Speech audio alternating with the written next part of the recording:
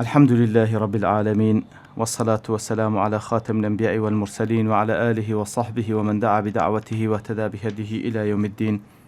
السلام عليكم ورحمة الله. برزان خوشحان لواني دوم لتفسير سورة الفجر بخزمتان بقمو بمبستي رزامندي خواهي قولوا وهيوادان ايوي آزي السودي ليول بقر إن شاء الله. أعوذ بالله من الشيطان الرجيم. بسم الله الرحمن الرحيم. فأما الإنسان إذا ما ابتلاه ربه فأكرمه ونعمه فيقول ربي أكرمن، وأما إذا ما ابتلاه فقدر عليه رزقه فيقول ربي أهانن، كلا بل لا تكرمون اليتيم. بەڵێ خۆشەویستان، لێردا خوای گەورە سوبحانەوە وتعالە باز لە حاڵی ئینسان دەکاتن، ئەو ئینسانانەی کەوا دوورن لە قیەمی ئیمانی، دوورن لە تەسەوراتی ئیمانی، بە چ شێوەیەک بیر دەکەنەوە دەربارەی ڕزق کاتێک کەوا خوای گەورە بە حکمەتی خۆی بەدەسەڵاتی خۆی مەسئلەی ڕزقی تەوزیع کردیە لە نێوان بەندەکاندا. جا دەفەرمیتن فأما الإنسان إذا ما ابتلاه ربه، كاتكوا خواي جورا سبحانه وتعالى إنسان ابتلا دكا وتاقي دكاتوا فأكرمه ونعمه، ريزي لابني وناز نعمتي زوري بي ببخشي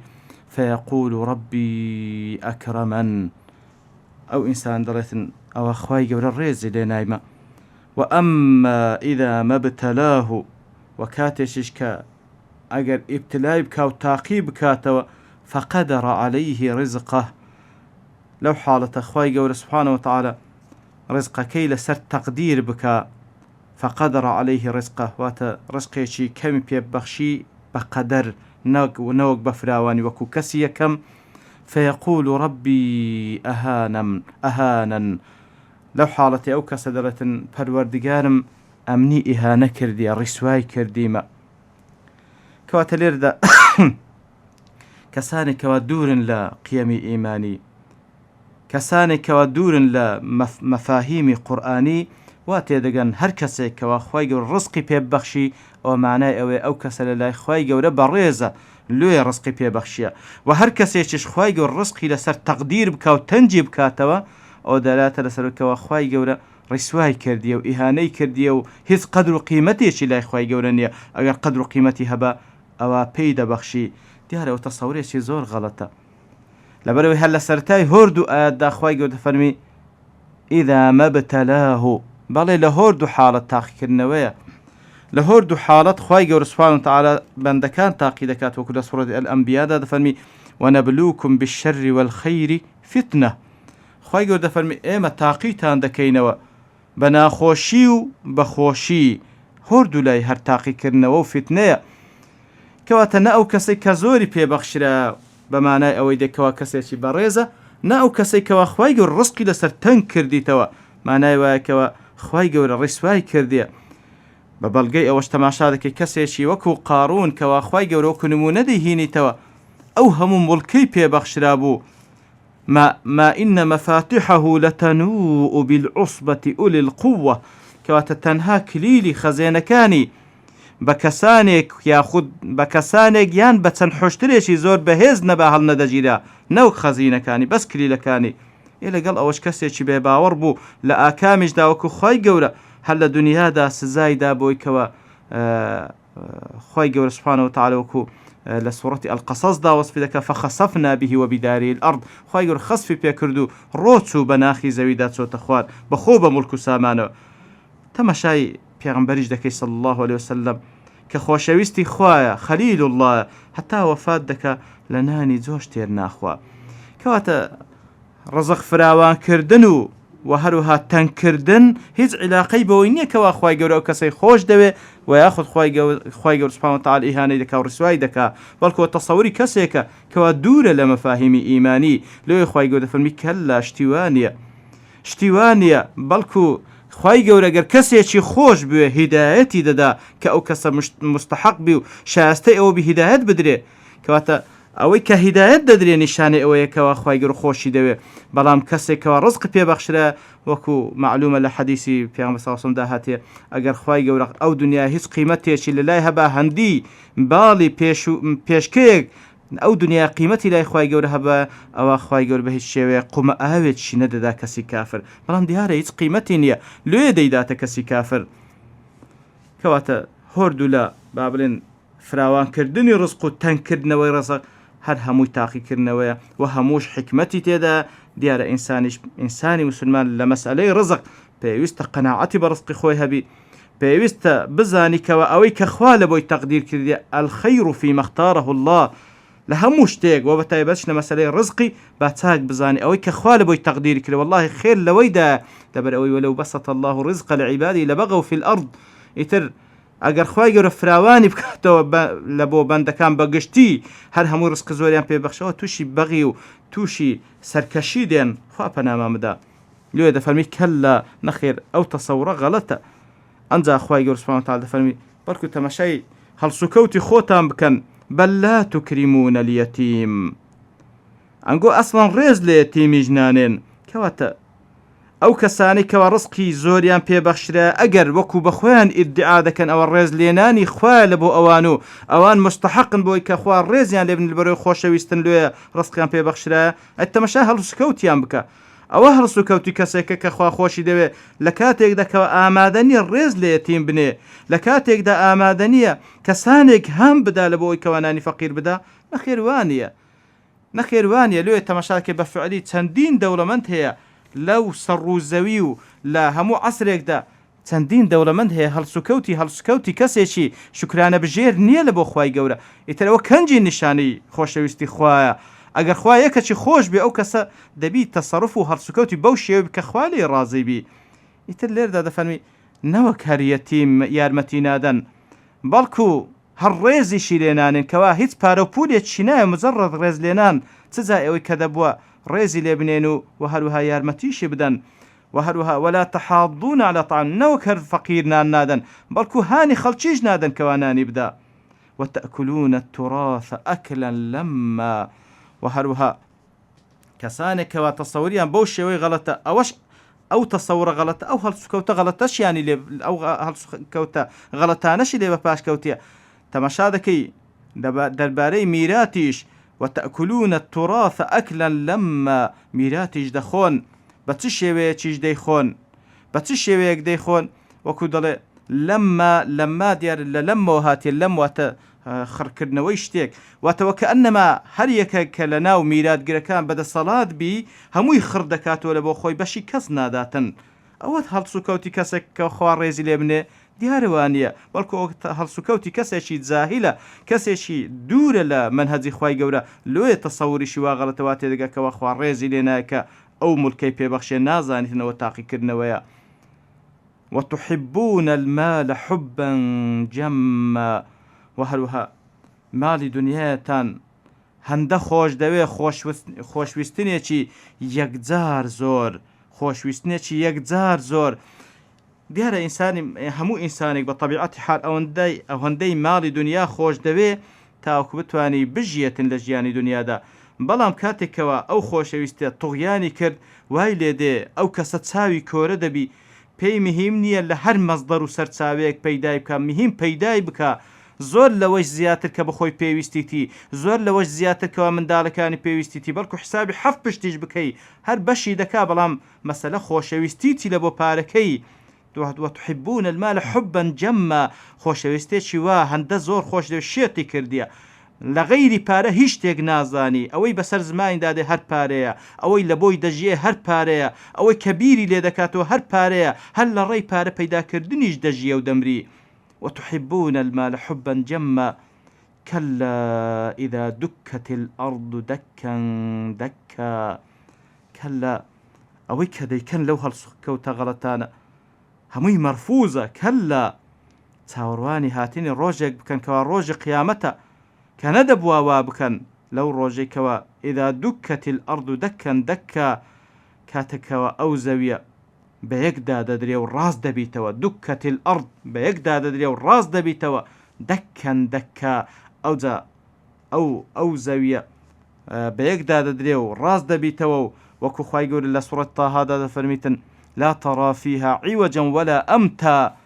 بەڵێ ئەو زەویە کەوا ڕادەخسترێ ئەو جارە بۆ ساحەی مەحشەر لە بەرەوەی زەوی دەگۆڕێ بە شێوەیەکی دیکە و یاخود هەر بە زەویەکی دیکە ئەو زەویە هیچ بەرز و نزماتی تێدا نامینێتن چیای تێدا نامینێ دۆڵی تێدا نامینێ هیچ بینایەک و هیچ دار و بەردێکی تێدا نامینێ لە بەرەوەی لە بۆ ساحەی مەحشەر لەوێن دەرێ هەر هەمووی خڕ دەکرێنەوە کەواتە ئەو جا لەوێن دەرێ دەزان ئەنگۆ هەڵسوکەوتان چەند غەڵەت بوو لە کاتێکدا کەوا بەو شێوەیە تەسەڕوفتان دەکرد ئیدا دوکەت الأرض دەکەن دەکا پێک دادرا ئەو زەویە و زەرزەلەی هاتێ وەکو لە چەندین ئاەت کە خوای ڕۆسپی دەکا لە نەتیجەدا ئاردێکی ڕاست و دروست بەبێ ئەوەی بەرزاتی و نزماتی و بەبێ ئەوەی نیشانەی هیچ کەسێکی تێدابی لەوێن دەرێ حەشر دەکرێن ئەوجا لەو ساحەی مەحشەرە وجاء ربك والملك صفا صفا ئەوجا کاتێکەوە خەڵکی حەشر کران لەسەر ئەو زەویە ڕاستەدا ئەوجا پەروەردگار دێ سبحانه وتعالى وجاء ربك